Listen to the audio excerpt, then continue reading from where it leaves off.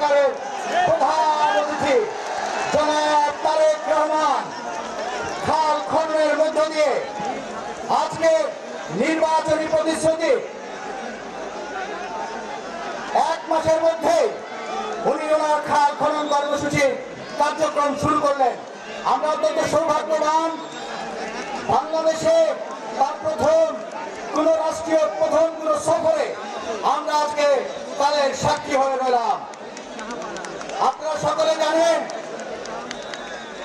এই খাল খননের মধ্যে দিয়ে এবং দিনাজপুরের এই কাহারোল উপজেলায় তার আগমনের মধ্য দিয়ে আমরা যে দীর্ঘদিন ধরে জনপদ অবহেলিত, সেই অবহেলিত জনপদের ভাগ্য পরিবর্তনের জন্য আজকে আমাদের মাঝে উপস্থিত হয়েছেন আমাদের এই বাংলাদেশের নতুন করে বাঁচতে শিখানোর নেতা, নতুন করে বাঁচতে শিখানোর কোন রাষ্ট্রনায়ক জনাব তারেক রহমান, গণপ্রজাতন্ত্রী বাংলাদেশ সরকারের মাননীয় প্রধানমন্ত্রী জনাব তারেক রহমান।